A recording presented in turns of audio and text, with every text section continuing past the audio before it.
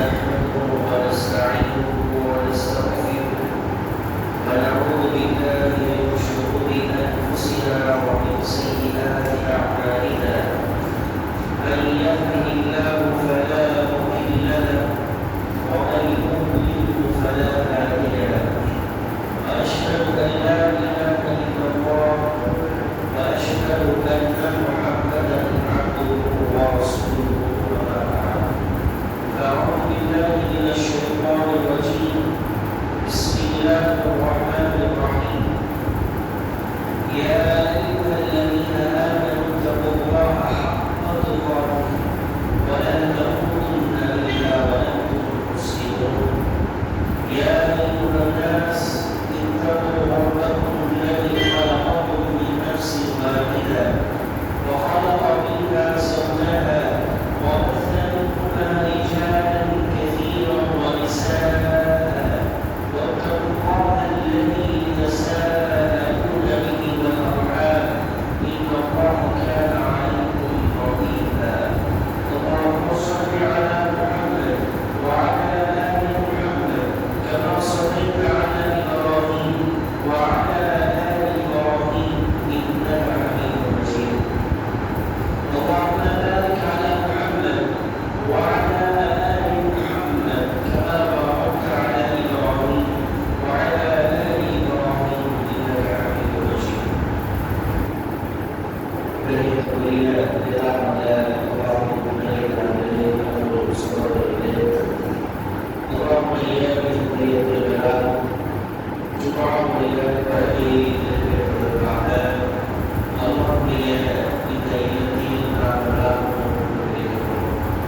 அல்லாஹ் சுப்ஹானஹு வ தஆலா நம்முடைய உயிரான எங்களுக்கேற்ப நற்கூலிகளை வழங்குவானாக என்று ஆர்வத்தில் பிரார்த்தித்தவனாக இந்த உரையை ஆரம்பிக்கின்றேன். அன்புக்குரியவர்களே, அல்லாஹ் சுப்ஹானஹு வ தஆலா இந்த மனித படைப்பை பற்றி சொல்லும்போது இப்படி சொல்வார், وَخُلِقَ الْإِنسَانُ ضَعِيفًا மனிதன் பலவீனமாக படைக்கப்பட்டுள்ளார். இந்த உலகத்தில் வந்த அனைத்து மனிதர்களும் நபிமார்கள் உட்பட அவர்கள் பலவீனமாகவே படைக்கப்பட்டுள்ளார்கள் என்பதை அல்லாஹ் சுப்ஹானஹு வ தஆலா இந்த வசனத்தில் சுட்டிக்காட்டுகின்றார். பொதுவாகவே மனிதனுக்கு பலவீனம் என்பது இருக்கும். அந்த பலவீனத்தின் அடிப்படையில் அவன் தன்னுடைய வாழ்க்கையில் சில தவறுகளை செய்வார். எப்படி தவறுகளை செய்கிறார்? அல்லாஹ் ஏவியதை செய்யாமலும் அவன் தடுத்ததை செய்வதை கொண்டு அவன் சில பாவங்கள் செய்கிறார்.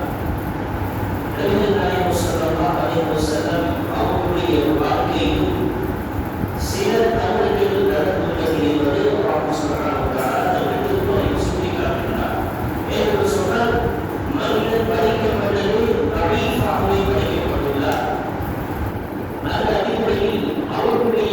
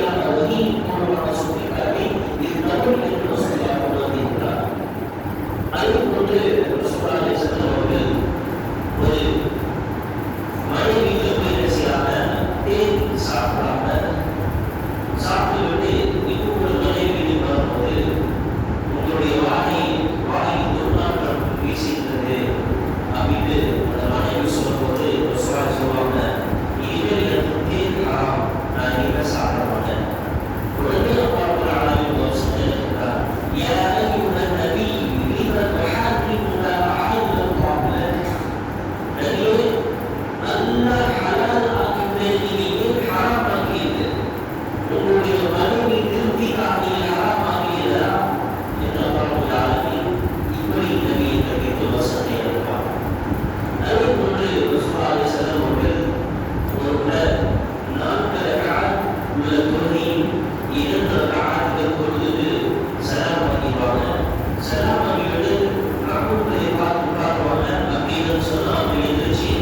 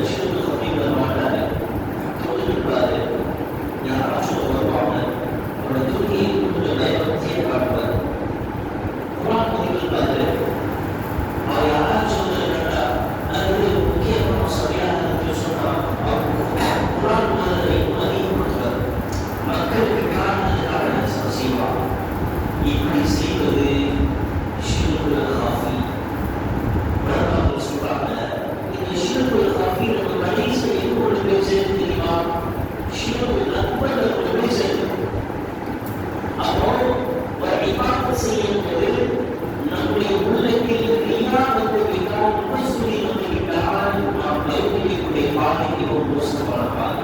உதாரணம் நீங்க பாருங்க, இந்த ஷிர்குல் ஹஃபீல நிறைய பேர் மாட்டிக்கிறாங்க. உதாரணம் நீங்க சமுதாய பணி செய்யும்போது நீங்க பாருங்க, கஷ்டமான ஒரு பணி. சோசியல் ஒர்க் அப்படிங்கிறது இந்த காலத்துல மக்கள் மத்தியில் மக்கள் பணி செய்வது மிக சிரமமான ஒன்று. ஆனால் அதிகமாக நீங்க பார்த்தீங்கன்னு சொன்னால் முதல் பெண்களுக்காக பாராட்டுகளை பார்ப்பதற்காக மட்டும்தான் செய்வாங்க. இந்த சமுதாய பணிகள் செய்வாங்க. எந்த அழைப்பாளராக இருந்தாலும் நாம் பாராட்டு பெறுவதற்கும் புகழ் பெறுவதற்கும் என்ற எண்ணத்தில் நாம் அந்த அழைப்பாளர் செய்தால் நிச்சயமாக அந்த அழைப்பாளரை ஏற்றுக்கொள்ள மாட்டார். அவர் இன்றைய கால சூழ்நிலை பாருங்க, சமுதாய பணியிலிருந்து இன்னும் மார்க்கம் எதையெல்லாம் வலியுறுத்தி சொல்லப்பட்டதோ இந்த பணிகள் செய்யக்கூடிய ஏராளமான மக்கள் இருப்பாங்க. உள்ளத்தில் இஹ்லாஸ் இருக்காது, மக்களிடத்தில் போரும் புகழும் பார்க்க வேண்டும் என்ற எண்ணத்தில் அந்த அடையாளத்தை செய்தால் நிச்சயமாக அல்லாஹ் அதை ஒருபோதும் ஏற்றுக்கொள்ள மாட்டார். இன்னைக்கு அதிக சண்டை சச்சரவு வர காரணம் என்ன? இவர் இஹ்லாஸா செஞ்சா சமூகத்தை ஈவர் பார்க்க மாட்டார். இவருடைய உள்ளத்தில் நான் செய்யக்கூடிய பணி எதுவும் அல்லாஹ்வுக்கு உள்ளது, நான் செய்யக்கூடிய பணியின் மூலமாக நாளை மறுமையில் நான் அல்லாஹ்விடத்தில் கூலி வாங்க இருக்கின்றோம் என்று அவர் அந்த மனதோடு அவர் அந்த பணியை செய்திருந்தால் நிச்சயமாக அல்லாஹ் அவருடைய கூலியை மகத்தான கூலியை நாளை மறுமையில் கொடுப்பார். ஆனால் அவருடைய உள்ளம் எப்படி மாறிடுச்சு? நான் இந்த பணியை செய்தால் எனக்கு இந்த மக்களிடமே நல்ல நல்ல பேர் கிடைக்கும், எனக்கு வாழ்த்துக்கள் கிடைக்கும், எனக்கு பாராட்டுகள் கிடைக்கும். இப்படியான எண்ணத்தோடு நாம் அந்த வேலையை நாம் பார்த்தால் நிச்சயமாக அல்லாஹ் அதை ஒருபோதும் ஏற்றுக்கொள்ள மாட்டார். அதுதான் ஒரு ஹதீஸ் பார்க்கிறோம். அல்லாஹ் மனிதர்களை 3 பேரையும் கொடுத்து விசாரிப்பான். எந்த 3 பேர்ல அல்லாஹ் அவன் உலகத்தை கொடுத்த ஞானங்களை கொடுத்த 3 நபர்களை அல்லாஹ் விசாரிப்பான். முக்கியமான ஒரு ஹதீஸ். ஒன்று ஷஹீதுகள். ஷஹீதுகளாலே அல்லாஹ்வுடைய பாதையில் போர் செய்து உயிர் தியாகம் செய்த ஒரு நபர். சாதாரண விஷயம் அல்ல. ஒரு மனிதர் போருக்கு செல்வதாக இருந்தால் எப்படி போவாரு? ஒன்று உயிர் வரும், வெற்றி கிடைக்கும், இல்லையென்றால் ஷஹீத். ஆக இந்த நிலையில நாம் ஒன்று என்ன செய்வார்கள் சொன்னா போருக்கு போவாங்க. அந்த ஒன்று ஷஹீத். சுமரா விசாரிப்பா, ஷஹீதை விசாரிப்பா. என்ன விசாரிப்பா?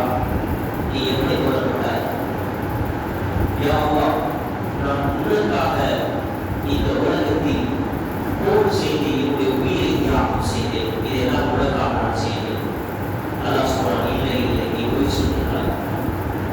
நீ போரிட்டது மக்களிடத்தில் நீ பெரிய தியாகி என்று பட்ட பெயரை வாழ வேண்டும் என்ற எண்ணத்தில் தான் நீ போர்க்களத்திற்கு வந்தாய். உனக்கு உலகத்தில் அந்த பெயரும் புகழும் கிடைத்து விட்டது. எனவே உனக்கு இப்போது அதற்குண்டான கூலி கிடையாது. எனவே நீ நரகத்துக்கு செல் என்று சொல்லணும். யோகத்தை கை செய்த பாருங்க. அவருடைய உள்ளத்தை இஹ்லாஸ் இல்லாததுனால இந்த உலகத்தில் நான் பெரும் புகழும் வாழணும், மக்களுக்கு பாராட்டணும் என்ற ஒரு எண்ணம் அவருடைய உள்ளத்தில் இருந்ததால் அவர் செய்த மிகப்பெரிய ஜிஹாத் போல் அதற்குண்டான கூலியை பெறாமல் நரகத்துக்கு செல்லக்கூடிய ஒரு சூழல் ஏற்படுகிறது. இரண்டாவது அல்லாஹ் விசாரிக்கிறார். ஒரு செல்வந்தர் அவருக்கு தாராளமாக பொருளாதாரத்தை கொடுத்திருக்கிறோம். அவர் எல்லா வசதி வாய்ப்புகளையும் அல்லாஹ் இந்த உலகத்தில் அவர் பெற்றிருந்தார். என்ன செய்வாரு? மக்களுக்கு தானம் தர்மத்தை அறிவி கொடுத்தார், பள்ளிவாசல் கொடுத்தார், இல்லாத மக்களுக்கு பல வகையில் பெரும் பண்ணார். இப்படி ஏராளமான உதவிகளை அவர் செய்தார். அல்லாஹ் என்ன செய்வார்? உதவிகளை அவர் கூட விசாரிப்பார். உனக்கு நல்ல பொருளாதாரத்தை நீ எப்படி எல்லாம் பயன்படுத்தினார்? அவர் சொன்னார், யா அல்லாஹ், நீ நல்ல பொருளாதாரத்தை நான் இன்னென்ன வழி உடனாக நான் செலவிட்டேன் என்று அவர்கள் சொல்லும்போது அல்லாஹ் சொல்வான், நிச்சயமாக இல்லை. உலகத்தில் நீ பெரும் புகழும் பெறுவதற்காக உன்னுடைய பொருளாதாரத்தை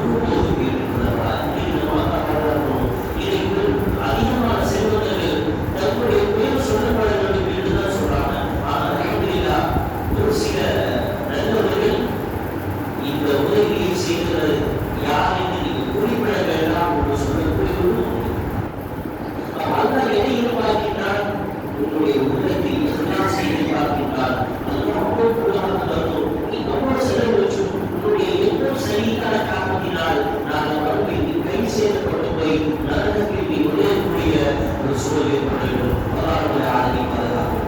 மூன்றாவதாக